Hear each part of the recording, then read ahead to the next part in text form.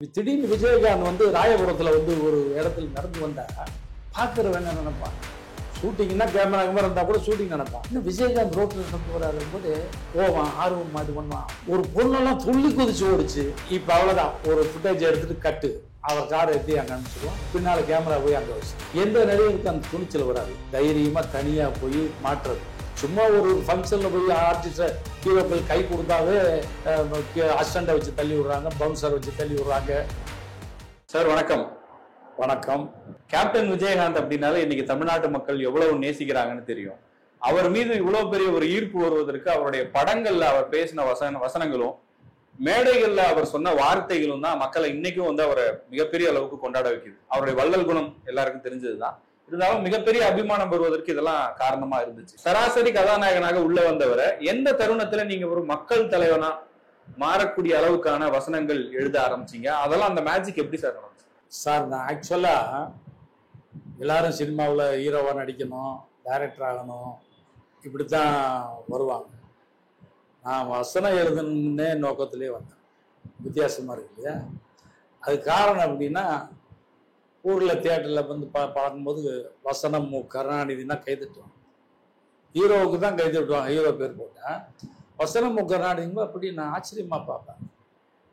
வசனத்துக்கு அவருக்கு மட்டும்தான், வேற எந்த வசனம் எடுத்தாலும் கை தட்ட மாட்டாங்க. நான் பார்த்தேன், யாருக்கு தட்ட மாட்டாங்க, இவருக்கு மட்டும் தட்டுறாங்க அப்படின்னு சொல்லிட்டு இப்போ நம்மளும் வசனம் எழுதி இதே மாதிரி கை தட்டுருவாங்க.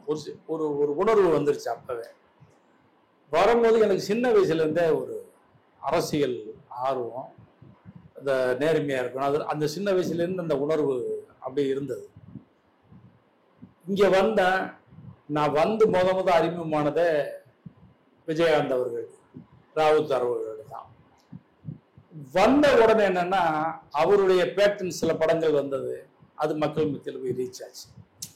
அடிப்படை மக்கள், நடுத்தர மக்கள்லாம். ஒரு காலகட்டத்தில் என்னன்னா, இவ இவ இவ நாங்க நினைக்கிறத பூரா படத்துல சொன்னான். ஏன்னா தமிழ்நாட்டில் சினிமாவுக்கு எழுதி ஆட்சியை பிடிச்சதெல்லாம் வரலாறு உங்களுக்கு உண்டு. திரைப்படங்கள் போனோமா, அறிஞண்ணா ஆகட்டும், கலைஞராகட்டும், எம்ஜிஆர் கூட வந்து வசனங்கள்லாம் மக்களுக்கான வசனங்கள் அப்படின்ட்டு பேசுவார். ஒரு இது என் நண்பர் ஒருத்தர் சொன்னார், படித்தேன்னு. ஒரு வெளிநாட்டு நண்பர், அவருக்கு தமிழ் தெரியுமா, கற்றுக்கிட்டவர். இங்கே சென்னைக்கு வந்திருக்காரு. ஒரு நண்பர் வீட்டில் தங்கியிருக்கும் போது நான் ஏதாவது தமிழ் படங்கள் பார்க்கணும், கூட்டு போ அப்படின்னாங்க. இப்போ அந்த நண்பர் சொல்லியிருக்காரு, வாத்தியார் நடித்த படத்துக்கு கூட்டு போவார். வாத்தியாருங்கிற பேர்ல ஒரு நடிகரா அப்படின்னு. இல்லை, அவர் பேர் எம்ஜிஆர், இங்கே எல்லாம் மக்கள்னா அவரை வாத்தியார்னு சொல்லுவாங்க. சரி, கூட்டு போனார். ஒரு 2-3 எம்ஜிஆர் படத்துக்கு கூப்பிட்டு போயிட்டு வந்ததுமே அவர் சொன்னாராம், நீ சொன்ன மாதிரி அவர் வாத்தியார் தாயா, நான் பார்த்தேன் படங்கள்ல. அவர் அன்பை கற்றுக் கொடுக்குறாரு, பண்பை கற்றுக் கொடுக்குறாரு, பாசத்தை கற்றுக் கொடுக்குறாரு, தாயை நேசிக்கணும், தாய்மொழி நேசிக்கணும், தாய் நாட்டு நேசிக்கணும், துணிவா இருக்கணும், துணிச்சலா இருக்கணும், நேர்மையா இருக்கணும், இவ்வளவு விஷயங்கள் கற்றுக் கொடுக்குறாருயா, கற்றுக் கொடுத்தாவே அவர் வாத்தியார் தானே அப்படின்னா. இதெல்லாம் நான் கேள்விப்பட்டிருக்கேன். அப்போ ஒரு சினிமா தாக்கம் ஏற்படுத்துற மாதிரி பாருங்க, சின்னத்திரையை வந்து மக்களை பூரா கட்டி போட்டுருச்சு. பெண்களை, குறிப்பா பெண்களை வீட்டில் கட்டி போட்டுச்சு. ஏன்? சீனா பார்த்தா விஷுவலா பார்க்கறது இருக்கு, அது மிகப்பெரிய ஆளா பார்த்துச்சு. உங்களுக்கு ஒரு பாட புத்தகத்தை படிச்சுட்டு 4 நாள் கழிச்சு மனப்பாடம் பண்ணி சொல்றான்னா பையன் வந்து சொல்ல திணறுவான். ஒரு பாட்டை கேட்டா மறுநாள் அவன் பாடுறான் இல்லையா? இப்ப எழுதின படங்கள்லாம் வசனங்கள், எனக்கு மருந்து உணவு வசனங்கள் கூட நான் போன இடங்கள்ல ரசிகர்கள் சொல்றாங்க, சார் அந்த படத்துல அப்படின்னா மீடியா. 2வது யார் சொல்லுவது? எல்லா ஆர்டிஸ்ட் சொன்னாலுமே அங்க எடுபடாது. விஜயகாந்த் அவர்கள்னா ஒவ்வொரு படமா பண்ணும்போது கீழே போய் சேர்ந்துட்டார். ஏழை மக்கள், கிராம மக்கள், தாய்மார்கள், இப்படி சேர்ந்துட்டார். அப்போ என்னன்னா, நம்ம கருத்துக்கள்லாம் இப்ப சொன்ன பயங்கரமா எடுபடும். ஏன்னா எங்க எய்மே வந்து இப்ராஹிம் ராவுத்தர், நான் எங்க எய்ம் வந்து இவரை எப்படியாவது ஃபியூச்சர்ல அரசியல் ஆரம்பிக்க சொல்லணும். கனவு அவருக்கே தெரியாம நம்ம பேசுவோம். இயல்புலேயே அவருக்கு அந்த குணங்கள் இருக்கு, வாரி கொடுக்கறது, அள்ளி கொடுக்கறது, சாப்பாடு. ஆனா இதை மாதிரி கொண்டு வரணும் அரசியலுக்குன்னா, அரசியலுக்கு வரணும் தாட்டு அவருக்கு ஃபர்ஸ்ட் இல்லை. விஜயகாந்த் அவர்களுக்கு அரசியலுக்கு வந்து பிளான் பண்ண இதை நாங்க பண்ணோம், நான் எழுதினேன். இது எந்த வருஷம், எந்த காலகட்டம் சார்? இது 90க்கு முன்னால பூந்தோட்ட காவல்காரன்ல பாலிடிக்ஸ் வச்சேன். ஏறத்தாழ 100வது படத்தை நெருங்கின காலகட்டம். பூந்தோட்ட காவல்காரன் நான் தான் திரைக்கதை வசனம். ராவுத்தர் கதைன்னு போடுவார், அவர் ஐடியா கொடுத்தாரு. கதை இப்ராஹிம் ராவுத்துன்னு போடுவார்.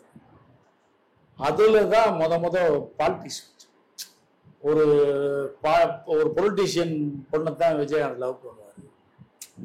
அந்த பொலிட்டீஷியன் டைலாக். இதை விட போலீஸ் ஆஃபீஸராக நம்பியார் சாமி நடிப்பார். எஸ்.எஸ். சந்திரன் எம்எல்ஏ, வில்லன் கூப்பிட்டு லிவிங்ஸ்டன். நம்பியார் சாமியை பேசும்போது எஸ்.எஸ். சொல்வார், யோ நீ என்ன எங்களுக்கு சப்போர்ட் பண்ணாம அவனுக்கு சப்போர்ட் பண்ற அப்படின்னு. நீங்க எம்எல்ஏவா இருந்து பண்ணாத நல்ல காரியத்தெல்லாம் அவர் எம்எல்ஏவா இல்லாமே பண்ணிட்டு இருக்காரு. இப்படி அவருக்கு ஆரம்பிச்சது ஒவ்வொரு படத்துலையுமே அவர் பார்க்கிறவங்களுக்கு இது நம்ம எல்லாம் கேள்வி கேட்க முடியாதெல்லாம், வேற எந்த நடிகனும் துணிச்சலா கேள்வி கேட்க முடியாதுன்னா விஜயகாந்த். எத்தனை பேருக்கு சார் ஆதங்கம் இருக்கு? இவ்வளவு எழுதிங்கன்னா கூட சில இடங்கள் நம்மளால கேட்க முடியாது, சிச்சுவேஷன் அப்படி இருக்கு. ஆமா. அப்போ உள்ளுக்குள்ள இறங்கி தவிக்க நம்மள்ட்ட எல்லாம் எத்தனை பேர் பேசுறாங்க. எங்க வீட்டு பக்கத்துல தினம் காய்கறி வண்டி, மீன் நிறைய போவோம். ஒரு சாதாரண பாமரன் தான் வித்துட்டு போவான். அவன் நாட்டு நடப்ப சொல்லும் போது அவன் கண்ணில் ஒரு வெறி தெரியும். என்ன சார் பண்றான் அப்படின்னா, ஓடா சார் போடுறான். அவனுக்கு சொல்லும் போது ஒவ்வொன்றும் சொல்லும் போதும் அப்ப அவங்களால வெளியே சொல்ல முடியும். அவன் இதை இறக்கி வச்சிரு, யாற்றாவது இறக்கி வைக்கிறான். என்னைய பார்த்ததுமே சார் இருக்காரான்னு கேட்பான், மனைவிட்ட இறக்கி வைக்கிறான். இப்ப நான் ஆட்டோவில் போவேன், கார்ல போறதை விட எனக்கு ரொம்ப பிடிக்கும். ஏன்னா இந்த ஆட்டோக்காரனுக்கு தெரியாத விஷயமே இல்லை. அதுல எல்லாம் போவாங்க, கணவன் மனைவி போவாங்க, லவர்ஸ் போவாங்க, ஆளுங்கட்சிக்காரன் போவான், எதிர்கட்சிக்காரன் போவான். அவன் ஆட்டோ டிரைவர் நினைச்சு மறந்துட்டு தான் பேசிக்கிட்டு இருப்பாங்க. இப்ப இவங்கள்ட்ட நான் பேச்சு கொடுத்தோம்னா பல்ஸ் தெரியும். இப்ப என்ன அது, இப்ப யார திட்டுறானுங்க, யாரு வரன்னு நினைக்கிற, இல்லை உங்க ஆட்டோவில் வரலாம் பேசிக்கிடுவாங்களே அப்படிங்கும்போது சில விஷயங்கள் நமக்கு தெரியும். சொல்லிட்டு சொல்லுவாங்க, சார் என்ன பேசினா சார், யார் சார் கேட்கறது? இந்த ஒரு டைலாக் பாருங்க, யார் சார் கேட்கறது அப்படிங்கும் போது யார் கேட்டா மக்கள் ரசிப்பாங்க. அப்படிங்கும்போது விஜயகாந்த் கேட்டா ரசிப்பாங்கிற மாதிரி, கேட்பான் ஒத்துக்குவாங்கிற மாதிரியான சூழ்நிலை உருவாச்சு. அது எல்லா இடங்களையும் நான் சொல்லுவேன். இது நமக்கா நல்ல நடிகன் நினைக்கிறத விட ஒரு நல்ல தலைவன் அப்படிங்கிற மாதிரி. ஏழை ஜாதியெல்லாம் பக்காவா இவர் அரசியல் பிரவேசம் பண்ணணுங்கிறதுக்காகவே எடுத்த படம் ஏழை ஜாதி. அதுல எல்லாம் பார்த்தா மனோரமா தம்பி ஜாதி தலைவர்கிட்ட ஒரு விஜயகாந்த் பேசுற சீன்ல, தம்பி நீங்க இருங்க, இதுக்கு முன்னால உங்களை தம்பியா நினைச்சோம், இப்ப தலைவரா நினைக்கிறோம். ஜெயபிரதா சொன்ன 12 வருஷத்துக்கு ஒரு தடவை தான் குறிஞ்சி மலர் போக்கும். இப்ப அப்படி பூத்து வந்த மலர் தான் விஜய். இப்படி ஒவ்வொரு விஷயங்களுமே அப்படி பாலிடிக்ஸை தொட்டு ஆனா மிகப்பெரிய துணிச்சல் வேணும் இல்லையா? எல்லாருமே இங்க என்ன அவர் பயப்படுவாரு, ஆளுங்கட்சியா இருந்தா இவரு பயப்படுவாரு, இது பிரச்சனையாகும், இப்படித்தானே இருந்தாங்க. இவர் பேசி நடிக்கும்போது, எங்க படம் கொடுக்கும்போது மக்கள் ஆதரவு நிறைய இருக்கிறதுனால இந்த அரசியல் கட்சியை வெளிப்படையா பெருசா பண்ண முடியும். ஏழை ஜாதி படம் வரும்போதெல்லாம் பாமக காரவங்க ஈரோட்டில் படப்பட்டியை தூக்கிட்டு வருவாங்க. எனக்கு ஃபோன் வரும், எழுதுறது கை இருக்காது. நான் அதை பத்தி கவலைப்படலை. ஏன்னா பேசுறவரே துணிஞ்சு பேசுறாரு. சில நேரங்களில் யோசிப்பாரு, இதை பேசணும், பயந்துகிட்டு இல்லை, அவங்கள புண்படுத்துற மாதிரி இருக்காங்க. அது எதையுமே பத்தி கவலைப்படாம பாத்தீங்கன்னாங்க, எல்லா ஆளுங்கட்சியும் அட்டாக் பண்ணியிருக்கோம், எதிர்கட்சி அட்டாக் பண்ணியிருக்கோம், பெரிய பெரிய தலைவர்களையும் அட்டாக் பண்ணியிருக்கோம். அது அவரும் உள்வாங்கிக்கிட்டு பண்ணுவாரா சார்? அப்போ அவருக்கு தெரியும் இது மாதிரி ஒரு தாக்கம் ஏற்படும், அதை கவலைப்பட மாட்டார். ஓகே, நம்ம உண்மையை சொல்றோம். நேரடியா பேசுற ரசிகர்கள் இருக்காங்கல்ல, அண்ணே அந்த படம் பார்த்தா அண்ணே கிழிச்சிட்டீங்கன்னு. அதே மாதிரி இந்த பொண்ணுங்க பேசுறாங்க, ஷூட்டிங் போயிருக்கும் போதெல்லாம் எனக்கு எப்படி கேள்வி, எவனே கேட்கறது, நீங்க தானே கேட்கணும். அப்போ மக்கள் டியூன் ஆயிட்டாங்க. விஜயகாந்த் நமக்காக பேசுறாரு, விஜயகாந்த் நமக்காக குரல் கொடுக்குறாரு. இவர் நடிகர் இல்லையா, தலைவர்னு அந்த கலரவே அப்படியே கொண்டு வந்தாச்சு. எல்லா படத்துலையுமே ஒரு கஜேந்திரா படத்துல கிளைமேக்ஸ் டைலாக், அதுக்கே அரசியல் இருக்கு. அப்ப சொல்லுவாரு, ஏய் தமிழன் பசியோடு வந்தா சோறு போடுவான், பகையோடு வந்தா கூறு போடுவான். ஆக்ஷன் இல்லை. இப்படி எங்க வேணாலும் அதுக்கு சம்பந்தம் இல்லை. ஆனா பாத்தீங்கன்னா நீங்க கதைக்கு சம்பந்தம் இல்லாத மாதிரியே தெரியாது, இயல்பா இருக்க இருக்கு. அதுல எனக்கு ஒரு சந்தேகம் சார். இப்ப நீங்க சொல்றீங்க இல்லையா, ஒரு குறிப்பிட்ட கட்சிக்கு எதிரான வசனங்கள்லாம் இருந்துச்சு, அன்னைக்கு மிரட்டல்லாம் வந்ததுன்னு சொல்றீங்க. ஆனா பிற்காலத்துல அவருடைய ஒரு கோட்டையாவே அதே கட்சி பலம் வாய்ந்த இடத்துல அவர் பெரிய லீடரா வர்றாரு. அது எப்படி நடந்துச்சு? அதான் சொல்றியா, ஒவ்வொரு படம் நம்ம அது பர்டிகுலரா சார். என்னுடைய படங்கள் இப்ராஹிம் ராவுத்தர் அவங்களோட ஐடியா அப்படி உருவாக்கின கதைகள், சீனுகள்லாம் உருவாக்கின சீனு. மற்ற நான் பொதுவாக சொல்லுவேன், மற்ற எழுத்தாளர்கள் இயக்குநர்கள்லாம் சீனுக்கு எழுதுனாங்க. அதில் கொஞ்சம் பாலிடிக்ஸ் வந்திருக்கலாம், அதில் கொஞ்சம் இன்ட்ரெஸ்டிங்கான விஷயங்கள் இருக்கலாம், கைதட்டி இருக்கலாம். நான் எழுதுறது விஜயகாந்த் அவர்களுக்காகவே எழுதணும், இவருக்காக எழுதணும்.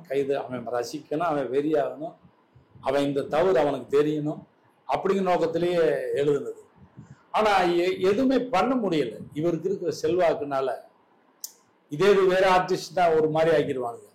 நான் கேள்விப்பட்ட விஷயம் சார், நான் கலைஞர் கூட நல்லா பழகினவன். ஏதாவது நான் பொதுவாக சொல்லுவேன், எனக்கு அவர் படத்தை பார்த்து தான் நான் ஆசையில் வந்தேன். விதை போட்டவர் கலைஞர், அதை உரம் போட்டு வளர்த்தவர் புரட்சி கலைஞர்.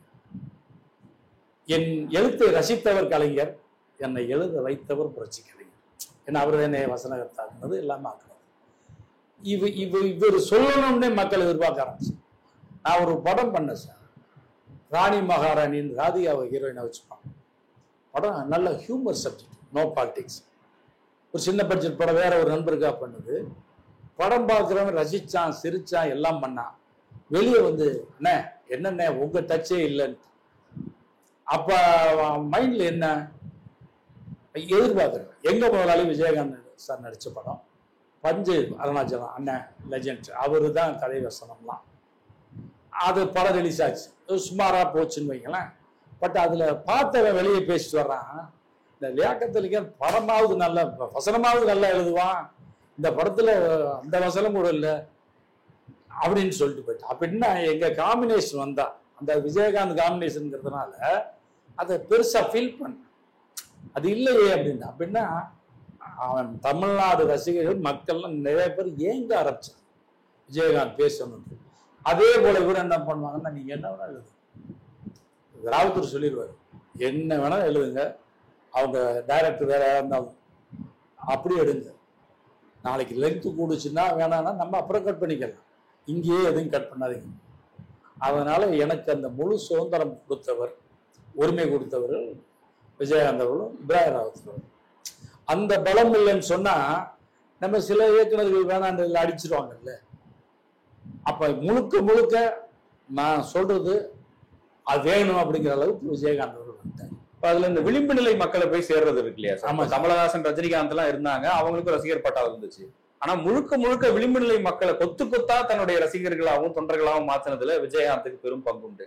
அப்போ அந்த மக்களுடைய பிரச்சனைகளை நிறைய பேசணும்ன்றது ஒரு திட்டமாவே இருந்துச்சா படங்கள்ல பேசணும்? Yes sir.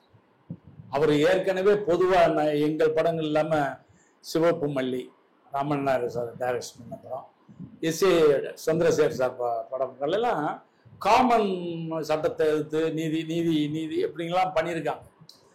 அப்ப அந்த படங்கள் கொடுத்த வரவேற்பு என்னன்னா, அப்ப இருந்தே அவருக்கு கொஞ்சம் அடிமட்ட ரசிகர்கள் எல்லாம் உருவானது இருக்கட்டும், அதை விஸ்வரூபம் எடுக்க வைக்கணும் இல்லையா? அது அந்த பார்த்து சட்டத்தை எப்படி கையாளுறாரு பாரு, நீதிக்காக எப்படி குரல், அப்படித்தான் நினைச்சாங்க. நம்ம என்ன பண்ணோம், இவன் பேச நினைச்சதெல்லாம் இவர் பேச, அவன் மனசுல எதை பேச நினைச்சானோ திரையில இவர் பேச நினைச்சான். அப்ப என்ன ஆயிட்டான், அவன் நாளாக பாருங்க விஜயகாந்த் வெறித்தனமா இந்த ரீரிலீஸ் ஆயிருக்கு கேப்டன் பிரபாகரன். லேடிஸ் பாருங்க சார், லேடிஸ் கூட ஒரு லேடி ஒரு ஹீரோவை வேற மாதிரி நிறைய பார்க்குறாங்க, லேடிஸ்லாம் இருக்காங்க. இவரை தம்பி அண்ணன் என் புள்ள அப்படின்னா பிரச்சனைகளை சொல்றது பார்த்தா பெண்களை அதாவது சாதாரணமா இல்லை, அவன் உணர்ச்சி வசப்படுற மாதிரி, பெண்கள் உணர்ச்சி வசப்படுற மாதிரி பெண்களை வசதி பேசியிருக்கு. மூலிகை தாயின் மொழியை இப்போ சிஎம்கிட்ட பேசுற மாதிரி ஒரு சீன் வரும் இதுல, கேப்டன் வரல அதுல பேசிட்டு சொல்றாரு, நான் நேசிக்கிற தமிழ் மேல ஆணையா சொல்றேன். இது சொல்ல தேவையில்லை. ஏன் அப்ப அந்த டைலாக் வரும்போது அவன் கிளாக் பண்ண போங்கன்னா ஜெயகாந்த் தமிழுக்காக இருக்கிறான் அப்படின்ற உணர்வு வருது இல்லையா? அதே மாதிரி இன்னொரு டைலாக் வரும், ஏன் அந்த கலெக்டர் இதெல்லாம் பேட்டி கொடுத்த அப்படின்னு. அவன் கலெக்டர் மாதிரியும் டிஜிபி மாதிரியா இருக்கான், வீரபத்ரனுக்கு மாமை மாதிரியும் மச்சா மாதிரி இருக்காங்க. அப்ப அவரு கவுண்டர் டைலாக், விட்டா வீரப்பனுக்கு சித்தப்பான்னு பேசுவ போல இருக்க, வீரப்பனுக்கு நான் சித்தப்பண்ண வேற வழி இல்லைன்னா அதையும் பேசித்தனா. அப்ப அவன் பார்த்தவன சிஎம்முக்கே இப்படி பதில் சொல்ற. அப்ப அவருக்கு என்ன துணிச்சல், படமா இருக்கலாம், ஆனா அந்த துணிச்சல பேசணும் இல்லை. இதை பார்க்குற தலைவன்லாம் இப்ப நமக்கே கோவம் வருது, சில பேர் எதிர்கட்சிக்காரங்க தான், அவங்களுக்கு எப்படி கோவம், அந்த தொண்டர்களுக்கு எப்படி கோவம், அதெல்லாம் எதனால அவங்களால பண்ண முடியல கிடையாதுன்னா மக்கள் ஆதரவு. பேசுறது நமக்காக பேசுறாருன்னா போது அதெல்லாம் ஒன்றும் பண்ண முடியும். ஜாதிகளுக்கு அப்பாற்பட்டும் அவர் இருந்தாரு. இப்ப பட்டியல் சமூக மக்களும் நேசிக்கிறாங்க. இப்ப பல இடங்கள்ல ஜாதி பிரச்சனை வருதுன்னா பாதிக்கப்படுற தரப்புன்னு ஒண்ணு இருக்கும், அங்க இன்னொருத்தர் தவறு இழைத்தவர்களா இருப்பாங்க.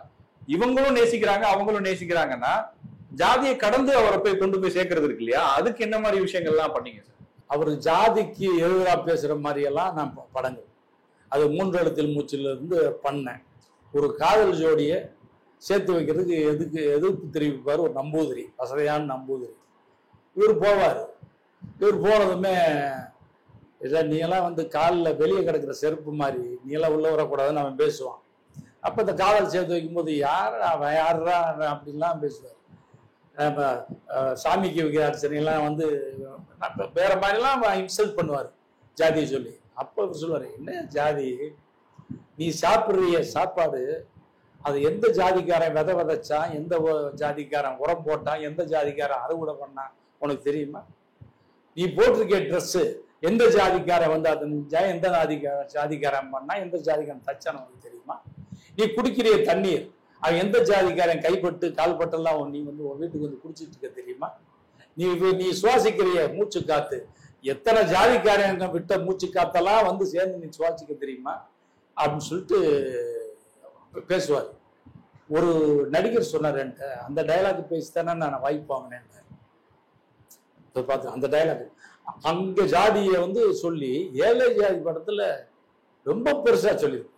ஒரு ஜாதி தலைவனை கேரக்டரை உருவாக்கி அவன் ஜாதி மக்களை எப்படியெல்லாம் ஏமாத்துறான், எப்படியெல்லாம் கட்டுப்பாட்டுக்குள்ள வைக்கிறான், செட்டிப்பெல்லாம் எல்லாம் பேசுறாங்கிற மாதிரிலாம் தலைவனை வச்சு அதுக்கு எதிராக விஜயகாந்த் இருப்பாரு. மக்களும் ஜாதி தலைவனை விட்டுட்டு விஜயகாந்த் சொல்ற விஷயங்களை எடுத்துக்கிட்டு துர்பக்கம் நிற்பாங்க அப்படி மாதிரி எழுதுன. அவரு கேட்பாரு, அது நிஜத்திலயும் நடந்துருச்சு. அப்படியே நிஜத்திலயும் அது ஒரு இடம். இதுல எனக்கு ஒரு யோகம் சார், நான் எழுதுவதெல்லாம் பின்னால உண்மை நடக்குது. அப்ப எழுதுறதெல்லாம் முன்னால படங்கள்லாம் எழுதுறது கூட நிஜத்துல வாழ்க்கையில் நடக்குது. அதுல சில கேள்விகள்லாம் கேட்பாரு சார். அதெல்லாம் நீ ஜாதின்றிய உன் ஜாதிக்காரன் எத்தனை பேர் படிச்சுக்க வச்சிருக்க, உன் ஜாதிக்காரன் எத்தனை பேருக்கு கல்யாணம் பண்ணி வச்சிருக்க, உன் ஜாதிக்காரன் எத்தனை பேருக்கு வேலை வாங்கி கொடுத்துருக்க, உன் ஜாதி நீ வச்சிருக்க டிரைவர் உன் ஜாதியா, உன் மேனேஜர் உன் ஜாதியா, இல்லை நீ வச்சிருக்க சின்ன வீடு உன் ஜாதியா, இதெல்லாம் இப்படிலாம் கேட்கும்போது அவன் உற்சாகமாயிடுறான். ஜனங்கள் என்னத்தெல்லாம் பார்த்துக்கிட்டு இருக்கான். இந்த ஜாதி தலைவன் பண்ற வேலைகள்லாம் பார்த்துட்டு இது யாரு கேட்பா சார்? யாருக்கு எந்த நடிகனுக்கும் கேட்கறதுக்கு துணிச்சல். ஒரு கள்ளக்குறிச்சியில கூட அவர் கட்சி ஆரம்பிக்கிறதுக்கு பிளான் எல்லாம் போகும்போது முருகதாஸ் கல்யாணத்துல அதுக்கு ஒரு கிளைமேக்ஸ் வரும்ல, முடிவு பண்றது அது அங்க கள்ளக்குறிச்சியில வந்துச்சு. நான் இவர் கூட சில ஊர்களுக்கு நானும் போவேன் கல்யாணத்துக்கு. அதெல்லாம் போகும்போது நலத்திட்ட உதவிகள். இந்த வள்ளியூருங்கிற ஊர்ல ஒரு சம்பவம் பார்த்தேன். பெரிய கூட்டம் பகல் நேரத்துல. நான் பேசுறேன், பொண்ணுங்கள்லாம் கை குழந்தையோட எல்லாம் இருக்காங்க. இவர் பேச ஆரம்பிக்கும் போது மழை வந்துருச்சு. என்கிட்ட கேட்குறாரு, அண்ணே மழை வந்துருச்சு போதுமான்னு. எங்க உங்கள் பேச்சு கேட்கத்தானே வந்திருக்காங்க, பேச்சுக்கு எவ்வளோ நேரம் அந்த கூட்டங்களை அந்த மூடு பார்த்துட்டு நிறுத்திக்கலாம். இல்லைண்ணே பொண்ணுங்கள்லாம் கை குழந்தையோட வச்சுருக்காங்க. அப்போ சொல்கிறாரு அவர், நீங்கள் அம்மா கை குழந்தைகள்லாம் இருக்கீங்க, நான் பேசுகிறத நிறுத்திக்கவா அப்படின்னு கேட்குறாரு. நீங்கள் பேசுங்கண்ணே, நாங்கள் நனைஞ்சாலும் பரவாயில்ல சொல்கிற குரல் கொடுக்குறாரு பெண்கள். இல்லைம்மா குழந்தைகள்லாம் வச்சுருக்கீங்கள, குழந்தை நனைஞ்சா நனையிட்டுக்கணும், நீங்கள் பேசுங்கண்ணே, நீங்கள் பேசுகிறத கேட்கத்தானே வந்தேன். இப்போ உதவியாளர் கூப்பிட்டு இந்த பெண்களை மட்டுமாவது மேடைக்கு பின்னால் இருந்தாங்கன்னா நனையாமல் கொண்டு நிறுத்துங்க அப்படின்னு சொன்னதுக்கு வரமாட்டேன்ட்டாங்க.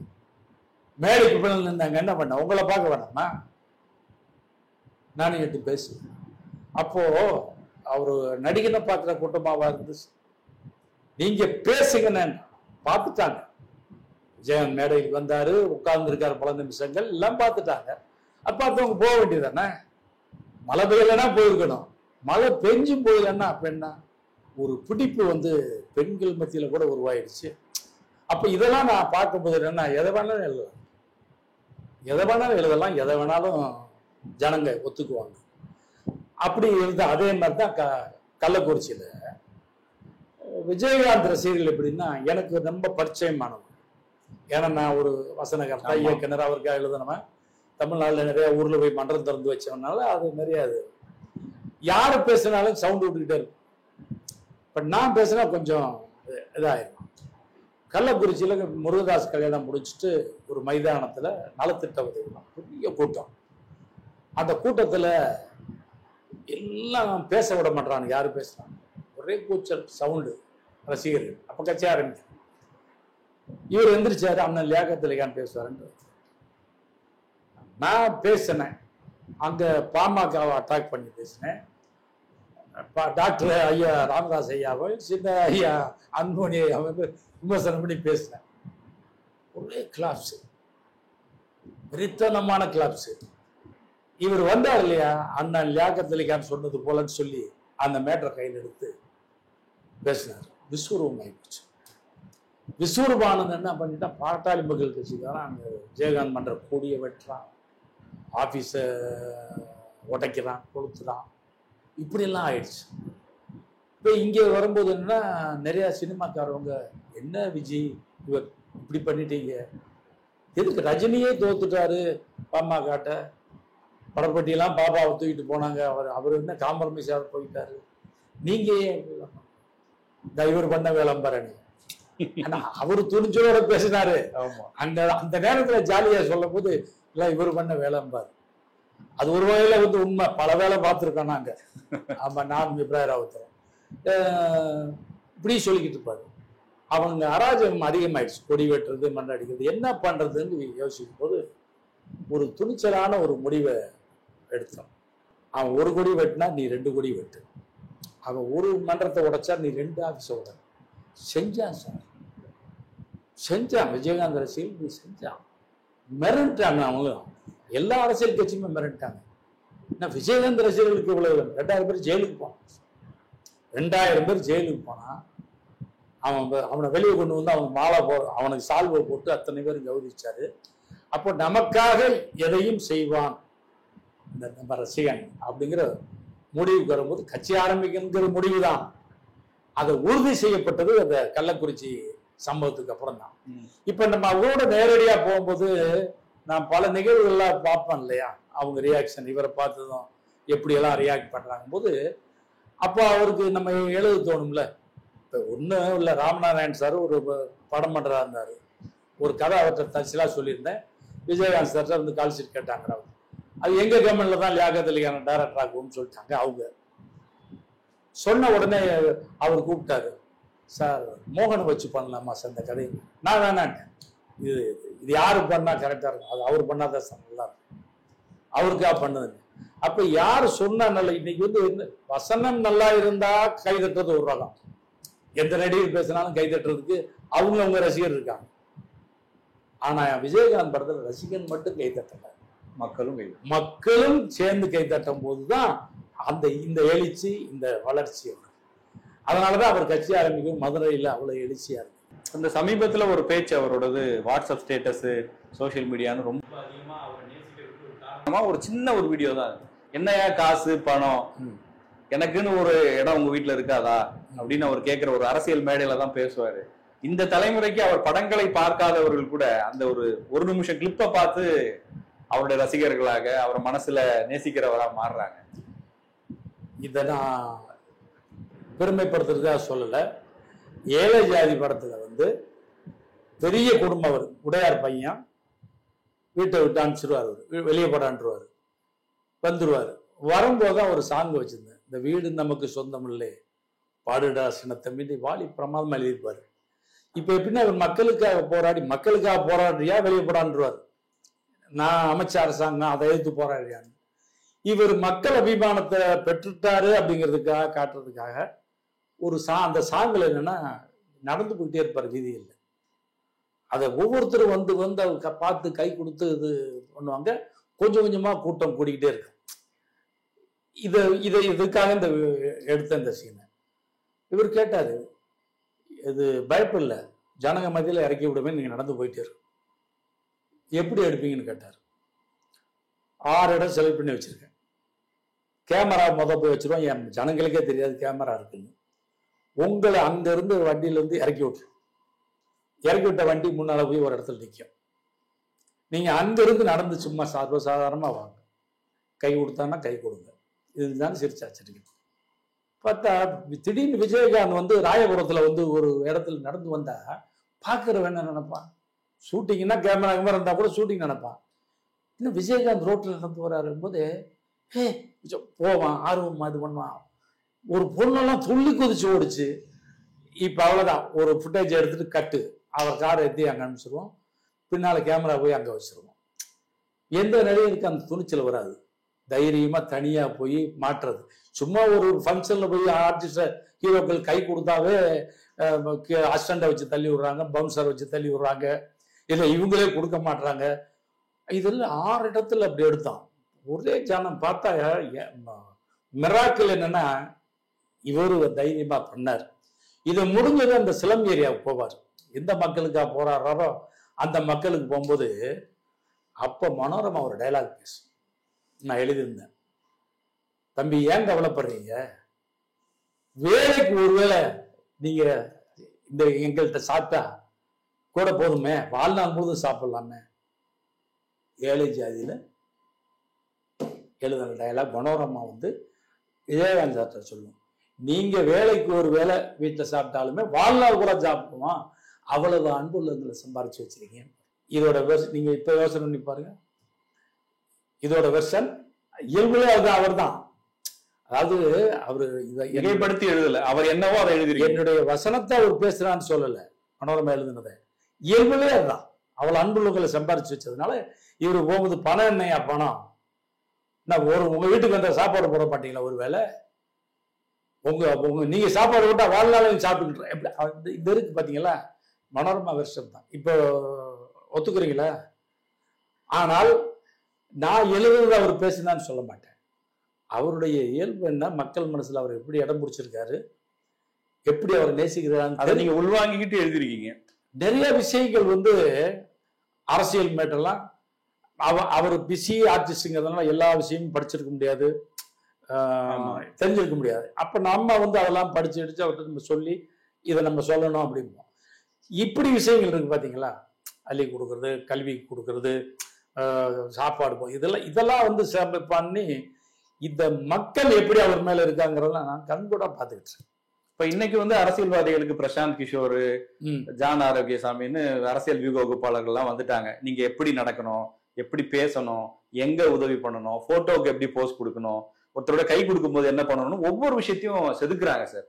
அன்னைக்கு அப்படி யாருமே கிடையாது. யோசிச்சு பார்த்தா அந்த மாதிரி வேலைகளை நீங்க பார்த்திருக்கீங்க. எப்படியெல்லாம் உருவாக்குனீங்க சார் அவரை, மக்கள் முன்னாடி அவர் எப்படியான பிம்பமா தெரியணும்னு நீங்க பண்ணிருப்பீங்க இல்லையா சார்? வாங்கோலியை காமிச்சு மயிலுன்னா ஜனங்க ஒத்துக்க மாட்டாங்க, அப்படியெல்லாம் ஏமாற்ற முடியாது. காக்காவை காமிச்சு குயிலுன்னா ஏமாற்ற முடியாது. உண்மையிலே இது காக்காவா இருக்கணும். இங்க பாரு காக்கா சாப்பிடுது பாரு, பறக்குது பாரு, நல்லா பார்ப்பான், அட வித்தியாசமான காக்காவா இருக்கு, நம்ம துரத்துனாலும் துரத்தாம மரத்துல உட்காந்து. இது மயிலை பார்த்தா என்ன வாங்கோலியை வந்து சொன்ன யாரையா சொல்ற, வாங்கலை போய் மயில் சுட்டு போயிருப்பான். இப்ப நீங்க யாருக்கோ ஒருத்தருக்காக இதெல்லாம் பண்ணா ஏத்துக்க மாட்டான். எந்த ஒரு ஹீரோவுக்கோ வேற ஹீரோவுக்கோ பண்ணிதான் ஏத்துக்க மாட்டான். இவருக்குங்கும் போது அதை ஏத்துக்கிறான், உண்மை நம்புறான். அவனுக்கு தெரியாத செய்தியா இருந்தா கூட விஜயகாந்த் சொன்னா கரெக்டா இருக்குங்க, விஜயகாந்த் சொல்லிட்டாருங்க அப்படிங்கும்போது வியூகம்ங்கிறது நான் சொல்லுவேன், நானே சொல்லுவேன். இன்னைக்கு பிரசாந்துக்கு 2000 கோடி 2500 கோடி எல்லாம் 250 கோடி 300 கோடி எல்லாம் வாங்கிட்டு பண்ற இதுக்கெல்லாம் நாங்க அப்போ பண்ணுவோம்னா மண்ட திறப்பு விழா, ஒரு மண்ட திறப்பு விழா நடக்கிற அந்த ஒரு நிகழ்ச்சி மட்டும் சொல்றேன். நான் போறேன் காஞ்சிபுரம் மாவட்டத்தில் ஒரு இடத்துல. நான் மண்டபத்தில் இன்ஸ்ட்ரக்ஷன்னா வர்ற ஏழைகளுக்கு குடம் கொடுங்க, ஏழைகளுக்கு புடவை கொடுங்க, ஏழைகளுக்கு வேட்டி சேலை கொடுங்க, ஏழை பசங்களுக்கு நோட்டு புக் கொடு. அதாவது எல்லாம் எந்த மன்றம் திறந்தாலும் அது உதவி செய்கிற மன்றமாகவே இருக்கும், வெறும் மன்றம் திறப்பு நிகழ்ச்சியா இருக்கக்கூடாது. அப்போ ஆட்டோமேட்டிக்காக என்னன்னா விஜயகாந்த் இவர் மேல உள்ள பிரியம் பற்று, மன்றத்துக்கார பசங்க உங்களுக்கு பிள்ளைகளுக்கெல்லாம் நோட்டு எல்லாம் வந்துடுறாங்க. இப்போ நான் போற அந்த மீட்டிங்க்கு ஒரு பெரிய கட்சி, தமிழ்நாட்டில் 2 பெரிய கட்சி, அதுல ஒரு கட்சி கூட்டம் நடந்துகிட்டு இருக்கு. அதுல ஒரு குறிப்பிட்ட ஒரு எம்பி பேசிட்டு இருக்காரு. ஒரு 50-60 பேர் இருப்பான் கூட்டம். 2 தெரு தள்ளி தான் மண்டம் திறக்கிறதுக்கு நான் போறேன். அங்க போயிடும் சார் 2000 பேர். இங்க வெறும் 50-60 பேர் இருக்கான் ஒரு மிகப்பெரிய கட்சிக்கு கூட்டத்துக்கு. அங்க விஜயகாந்த் மண்ட திறப்புலாவுக்கு 2000 பேர்.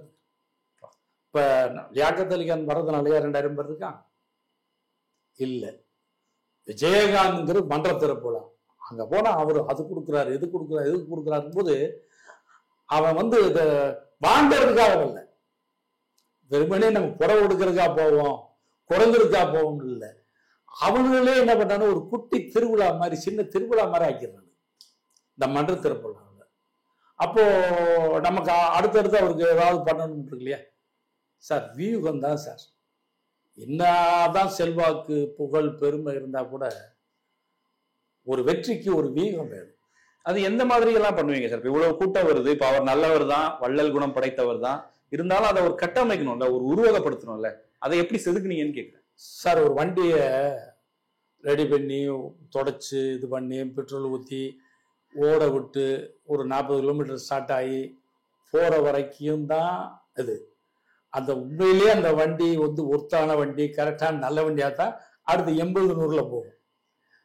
நாங்க விதை போட்டோம், மொத்தம் உரம் போட்டோம், தண்ணி பாய்ச்சினோம். அது மிகப்பெரிய ஆலமரமா வளர்ந்து எத்தனையோ பேருக்கு நிழவு கொடுக்குற மரம் மாதிரி ஆயிட்டாரு. நம்ம ஆசை அவரை நல்லவர் நல்லவர்னு சொல்ல போய் தானே ஒத்துக்கிட்டான். அவர் சோறு போடுறாருன்னு போட்டதுனால தான் ஒத்துக்கிட்டான். ஒரு பொய்யான பிம்பத்தை உருவாக்க முடியாதுல்ல சார். இப்ப என்ன ஆயிடுச்சுன்னா, நாம செய்யறதையே சொன்னாதான் சார் நிறைய பேருக்கு தெரியுது.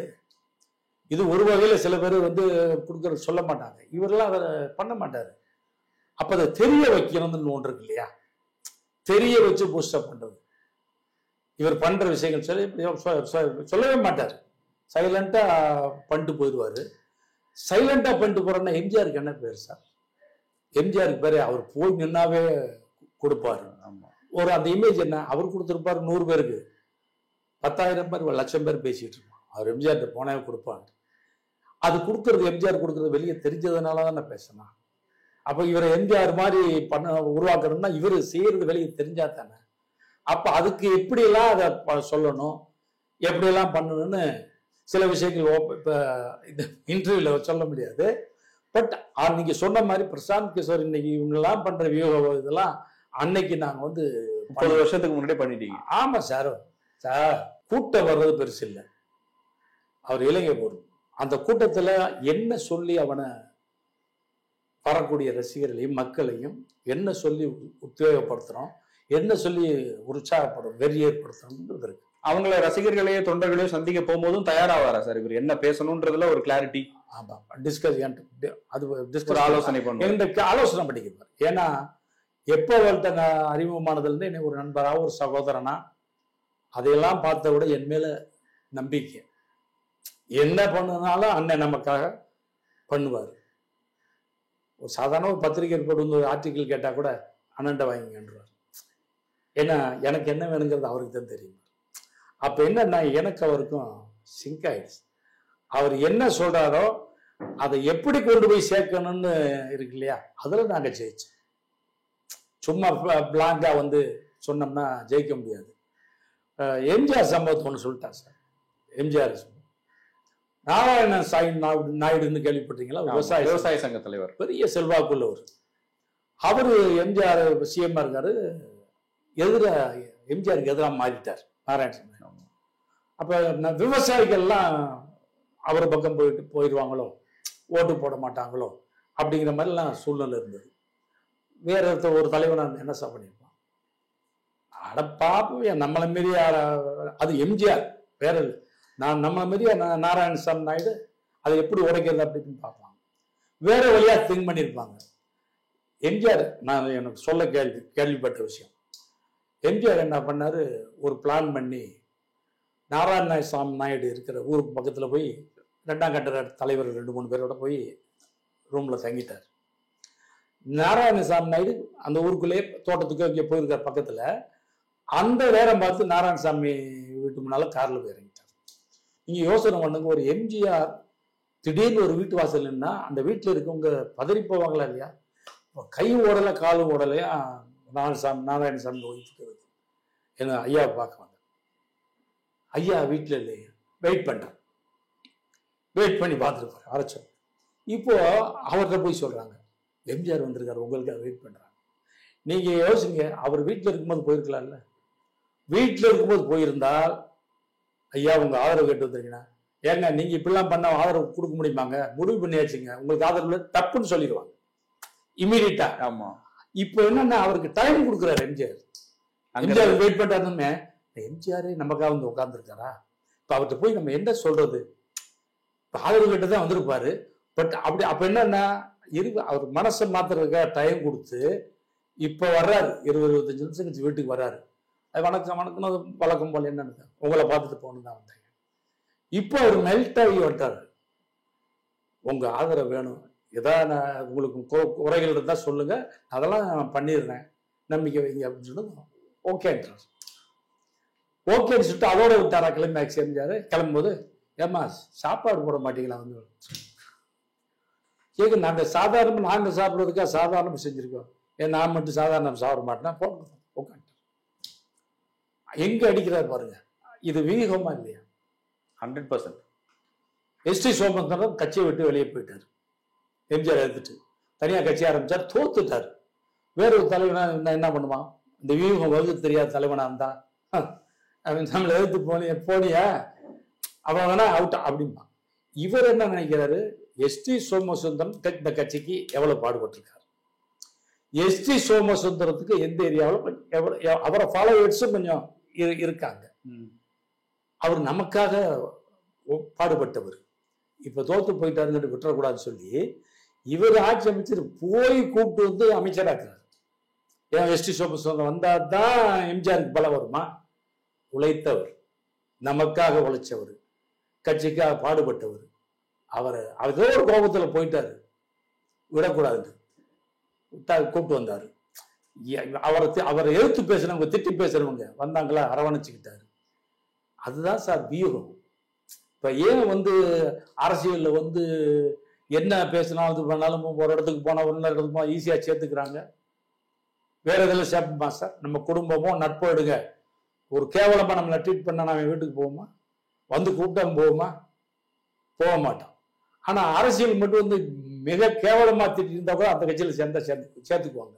நானே ஒரு படத்துல எழுதியிருந்தேன், ஏங்க இப்படி பிரச்சனையாகி போச்சு, ஒரு எம்எல்ஏட்ட ஒரு கட்சி தொண்டன்லாம் கேட்பானுங்க, இப்படிலாம் பேச்சிருக்கே பிரச்சனை ஆகி போகுமே எங்க அப்படின்னா ஆளுங்கட்சி எதிர்த்து, டேய் அதெல்லாம் கவலையே பட மாட்டேன், கரவேட்டியை மாத்திக்கிறேன், கட்சியை மாத்திக்கிறேன். அன்னைக்கு இந்திரன்னு பாராட்டின தலைவனை இன்னைக்கு இழிச்சவாயின்னு திட்டுவேன், அன்னைக்கு இழிச்சவாயின்னு சொல்லி திட்டின தலைவனை இன்னைக்கு இந்திரன்னு பாராட்டுறேன். இந்த மடஜனங்க அதுக்கும் கை திட்டுவாங்க. இது என்ன பெரிய போயிட்டு இந்த டைலாக் எடுத்து தேட்டர் பூரா கை திட்டு. ஏன்னா இது யதார்த்தம். அப்போ வியூங்கிறது எங்கெல்லாம் அடிபடுதோ,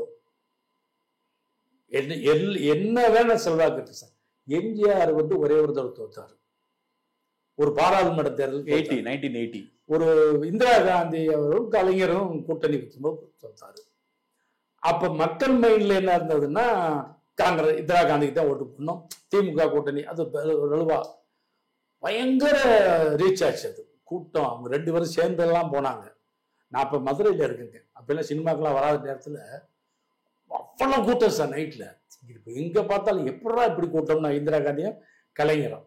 அதுலதான் நேருவின் மகளே வருக நிலையார ஆட்சி தருகன்னு சொன்னது. இப்ப அந்த எலெக்ஷன்ல எம்ஜிஆர் அவர்கள் 2 சீட்டு தான் ஜெயிச்சார். கோவிச்செட்டிப்பாளையம், சிவகாசி. பாக்கி எல்லாமே இந்திரா காந்தி. இவங்க என்ன பண்ணாங்க, எம்ஜிஆர் தோத்ததுமே இவங்க வந்ததுமே அவர் ஆட்சியை கலைச்சிட்டாங்க. இந்த சூட்டோட ஆட்சியை கலைச்சிட்டா நம்ம ஆட்சிக்கு வந்தாலும் கூட்டணி ஆட்சி வந்தலான்னு பிளான் பண்ணிட்டாங்க. அப்ப இவங்களுக்கு அந்த நேரத்துல அவசரம் ஒழிய ஆழ்ந்து யோசிக்கல. இன்னும் ஒரு மாசம் அவர் என்ன பண்ணிட்டாரு, அடுத்து ஆட்சியை கலைச்ச பிறகு எலெக்ஷன் வரும்போது இவர் பெருசா போய் நியாயம் கேட்கல. அங்க மத்திய அரசாங்கத்துக்கு இந்திரா காந்தி வரணும்னு நினைச்சீங்க, ஓட்டு போட்டீங்க, நியாயம். இங்க நான் என்ன தப்பு பண்ணேன், ஏன் ஆட்சியை என்ன கலைச்சிங்க, மக்களுக்கு எவ்வளவு நல்லது பண்ணிக்கிட்டு இருக்கேன், என்ன நல்லது பண்ணல, அப்ப ஏன் கலைச்சிங்க போது அந்த வார்த்தை அவனை தொற்றுச்சு சார். ஆமால்ல, அவர் கேட்கறது கரெக்ட் தானே. அப்ப அவன் பாராளுமன்றத்துல இந்திரா காந்திக்கு திமுக கூட்டணி ஓட்டு போட்டேன் கூட வெக்கப்பட ஆரம்பிச்சான் மனசுக்குள்ள. ஏடா இவரை போய் நம்ம மாறி ஓட்டு போட்டோமேன்னு சொல்லி அந்த சட்டம் நிலைச்சில மறுபடியும் ஓட்டு போட்டு ஒரு சிஎம் ஆகுறான். அப்போ அந்த 2 வார்த்தை இருக்க, நான் அதைத்தான் யூகம்னு சொல்றேன். அந்த எம்ஜிஆர் அந்த சட்டமன்ற தேர்தலில் ஓட்டு கேட்க போகும்போது, பாராளுமன்ற தேர்தலில் அவ்வளவு பெருசா கூட்டம் இல்லை எம்ஜிஆர் போகும்போது. இப்போ போகும்போது எப்படின்னா அவர் கேட்கிற கேள்வி இந்த 2 வார்த்தை இருக்குல்ல, நான் என்ன தப்பு பண்ணி சொல்லு. இப்ப ஜனங்கள்கிட்ட பேர்த்து கேட்கிறாரு, சொல்லு அப்படின்னா நீங்க என்ன சொல்லுவீங்க, நீங்க ஓட்டு தப்பு பண்ணலைங்க, பின்ன ஏன்டா ஓட்டு போட்ட அங்க இல்லைங்க, இனிமேல் உங்களுக்கு தான் சைக்காலஜிக்கல் வந்துருக்குல்ல. அப்ப என்ன ஆச்சு, இந்திரா காங்கிரஸ் கனவும் திமுக கனவும் போயிடுச்சு.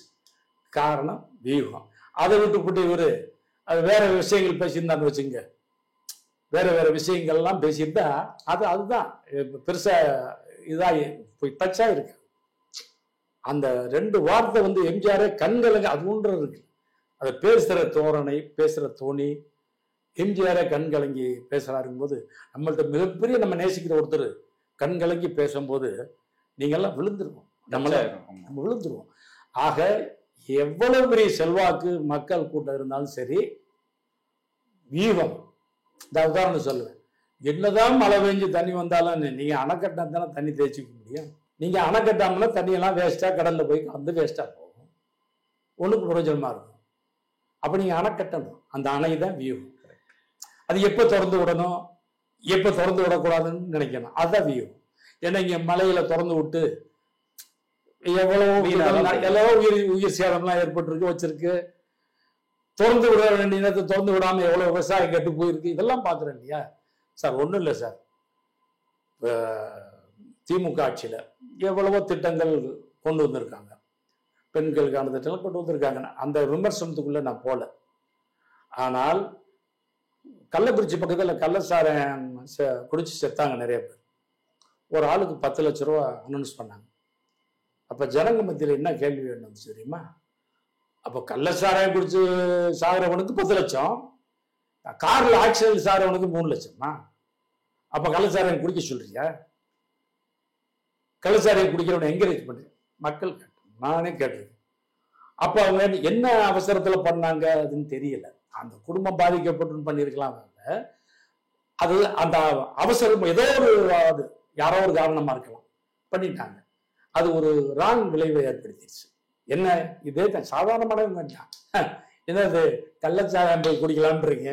அது எந்த சொல்லவே இருக்கானுங்க, வீட்டுக்கு 10 லட்சம் ரூபாய் கிடைக்கும்யா, உழைச்சா எங்க கிடைக்குதுலாம் பேசியிருக்கான். அப்போ என்ன எதை பண்ணணும், உண்மையிலே மக்களால் இந்த வேலைக்காரன் இவன்லாம் இல்லைன்னா நம்மெல்லாம் வாழ முடியாது. அப்படி இந்த துப்புரவு தொழிலாளர்கள், இபி இந்த மாதிரியான பொது விஷயங்கள் இருக்கு இல்லையா, அவனுங்கெல்லாம் பாதிக்கப்படும் போது அவங்க நல்லா பண்ணும்போது சாதாரண மக்களுக்கு என்ன தோணும், பரவாயில்லையா அது அப்படிங்கிறது. நீங்க அதை விட்டுட்டு வேற பெரிய ஆளுகளுக்கு நீங்க பண்ணீங்கன்னா என்ன ஆகும்? அவனுக்கு தான் அவன்கிட்ட இல்லையா, அவனுக்கு போய் அள்ளி கொடுக்குறீங்களா? ஆக பண்றது முக்கியம் இல்லை, அதை எப்படி பண்றதுங்கிறது தான் முக்கியம். அதுதான் வியூகம். அந்த வியூகம் இல்லைன்னா வாழ்க்கையிலையும் சரி அரசியலையும் சரி வெற்றி பெற முடியாது. வெற்றி பெறது ரொம்ப கஷ்டம். பெற முடியாதுன்னு சொல்லல, ரொம்ப கஷ்டம். சில பேர் ஒரு செகண்ட்ல ஓட்டப்பந்தயத்தை ஜெயிச்சு போறாங்கல்ல, அவனே வியூகம் வைத்திருந்தா 5 நிமிஷத்துக்கு மேல ஓடி ஜெயிச்சு. நன்றி சார், உங்களுடைய அனுபவங்களை ரொம்ப அழகா எங்களோட பகிர்ந்துட்டீங்க. மிக்க நன்றி சார்.